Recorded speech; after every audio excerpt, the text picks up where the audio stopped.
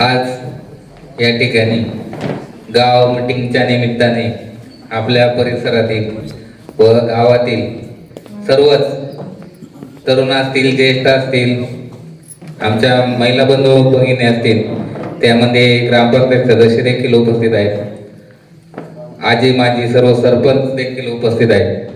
आणि मीटिंगचं कारण असं आहे, ज्यांचं भाषण आम्ही नेहमीच ऐकतो असे आमचे मित्र माजी उपसरपंच संजू शेठ वराडी यांनी अनेक वर्षापासून गावच्या विकासाबरोबर आपल्या शेतकऱ्यांचे प्रश्न असतील, ग्रामस्थांचे प्रश्न असतील व महिलांचे प्रश्न असतील सोडवण्याचं काम संजू शेठच्या माध्यमातून अनेक वर्ष झालं. त्यांच्या आई शिक्षक असल्यामुळं त्यांना सुसंस्कृत कसं राहायचं व संस्कार कसे असतात हे आम्ही संजू भाऊच्या माध्यमातून पाहिलं. गाडा क्षेत्रामध्ये त्यांना खूप असं मोठं नाव आहे. त्यांचं नाव देखील आम्ही अनेक घाटामध्ये ऐकतो. त्यांचे चुलत बंधू माजी सरपंच पंकज शेठ वराडी व त्यांचा व आमच्या रंगाभाऊचा गाडा एकत्र पळाला जातो. उत्तर पुणे जिल्ह्यामध्ये, नगर जिल्ह्यामध्ये संजू भाऊचं नाव खूप मोठं आहे.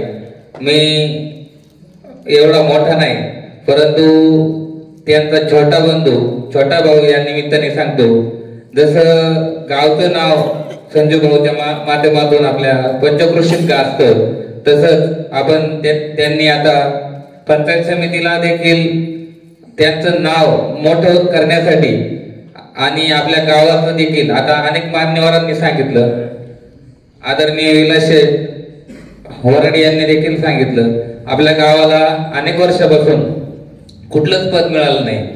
आता कारखान्याची इलेक्शन झाली, त्या कारखान्याची इलेक्शन मध्ये माझं नाव होतं.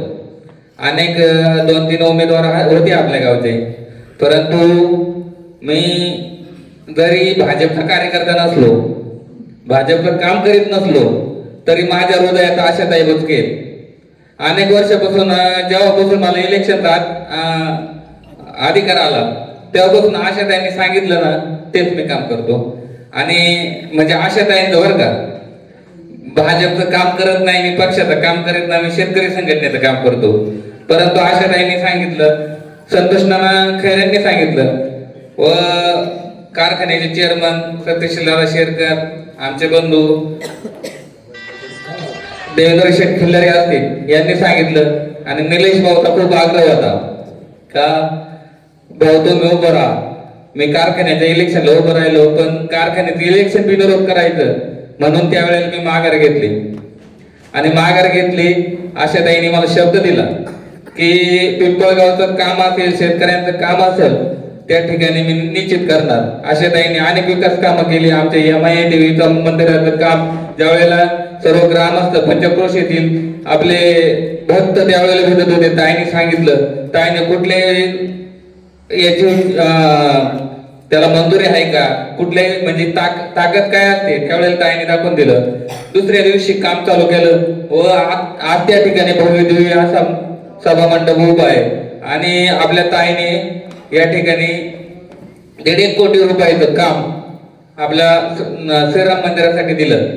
आणि माझे थोडेसे विश्लेषण करण्याच्या उद्देशाने थोडासा मला वेळ जाईल, थोडा एखादा मिनिट, परंतु मला समजून घ्या. कारण मला तरी वाटतं संजू भाऊ, तुम्ही ताईच्या मार्गदर्शनाखाली तुम्ही कुठल्या पक्षातून उभे राहणार आहेत, कुठल्या तुम्ही वैयक्तिक उभे राहणार आहेत ते आम्हाला अजून कल्पना नाही. परंतु तुम्ही जर ताईंच्या मार्गदर्शनाखाली उभे राहिले तर आम्हाला खूप आनंद होईल. आणि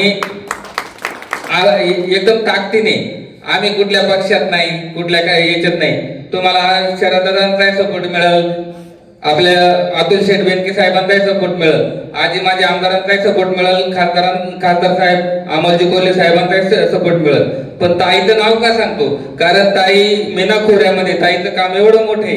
कुठल्या शेतकऱ्यांचा पाण्याचा प्रश्न असू, महिला बंधू भगिनींचा प्रश्न असू, ताईच्या माध्यमातून होतं. आणि त्या निमित्ताने तुम्ही जो निर्णय घ्याल त्याच्याबरोबर मी स्वतः व शेतकरी बांधवांना घराघरात जाऊन मी कुठल्या राजकारण किंवा कुठला पक्ष याचा कुठलाही त्याच्यात संदर्भ लावणार नाही आणि मी शेतकरी म्हणून त्या ठिकाणी मला शेतकऱ्यांचं छोटंसं काम दिलं. मी ज्यावेळेला शेतकरी संघटनेत गेलो होतो मला माहित नव्हतं का माझ्या माध्यमातून शेतकऱ्यांची छोटीशी कामं होतील आणि त्यांना न्याय मिळेल. परंतु त्या काही कालामध्ये 1-1.5 वर्षापूर्वी असं झालं होतं, शेतीची पूर्ण राळ झालेली होती आणि घरी लक्ष देता येत नाही. आमचे महेशदादा खांडगे नेहमीच सांगतात मला का बाळा घरी लक्ष दे. आणि काही वेळेला आहे ना माझं काम बघून दादा आहे ना म्हणजे मी दादांचे कौतुक करत नाही, कारण दादा काम बघून ना स्वतः मला माझ्याकडे माणसं पाठवतात आणि ती काम करायला लावतात. कारण शेतीची राळ एवढी होत होती. अनेक दिवसापासून मी शेतकरी संघटनेतून बाहेर पडायला बघत होतो, पण शेतकऱ्यांचं प्रेम एवढं होतं व मिनापूर येथील अनेक कामं माझ्या माध्यमातून झाली. त्याच्यामुळे शेतकऱ्यांनी मला परत त्या ठिकाणी घेतलं आणि नंतर राजू शेट्टी साहेबांनी स्वतः आमच्या बांगर साहेबांनी सांगितलं का तुम्ही शेतकरी संघटनेत तू काम कर. मी कुठल्याही आता सध्या पदावर नाही, परंतु मला पूर्ण तालुक्याची जबाबदारी, तालुक्यात अजून आमची कार्यकारिणी नेमलेली नाही, परंतु पूर्ण जबाबदारी माझ्याकडे दिलेली आहे आणि आमचे ज्येष्ठ जे तालुका अध्यक्ष आहेत ते काम करत नाही. या निमित्ताने मी संजू भाऊला सांगतो, मी कारण शेतकरी संघटनेत उल्लेख का केला, कारण शेतकऱ्यांची जाणीव संजू भाऊला आहे. संजू भाऊ ज्या वेळेला मुंबईवरून गावी आले त्यावेळेला मला आठवतं त्यांची म्हणजे आई, त्या आई शिक्षिका असताना पण संजू भाऊचं एवढं ट्रॅक्टरच्या माध्यमातून संजू भाऊनी कोणलाही 2 रुपये मिळतील का नाही, नफा मिळेल का नाही, परंतु शेतकऱ्यांची असंख्य कामं त्यावेळेला संजू भाऊच्या माध्यमातून झालेली. आमच्या शेतीची देखील लेवल संजू भाऊने केलेली आहे. म्हणजे एक्सपर्ट शेतीमध्ये शेती कशी करावी ही आम्ही संजू भाऊकडून शिकलेलो आहे. आता संजू शेठला मी सांगू इच्छितो की निश्चितपणे तुम्ही जर या गाण्यातून उभे राहिले पंचायत समितीला 100% तुम्ही विजय होणार, एवढंच मी तुम्हाला शब्द देतो. आणि शेतकऱ्यांना मी घराघरात जाऊन प्रचार करीन तुमची काळजी करू नका. मी 100% तुम्हाला सांगतो श्रीरामाची व आपल्या खंडरायाची तुमच्या कृपेची छत्र 100% असणार आहे आणि तुम्ही त्या ठिकाणी निश्चित विजय होणार आहे. पण निर्णय घ्या व धाडसी निर्णय घ्या आणि तुम्हाला आशेताईबरोबर काम केलं तर आम्हाला खूप आनंद होईल. एवढंच मी सांगतो. जय श्रीराम. धन्यवाद.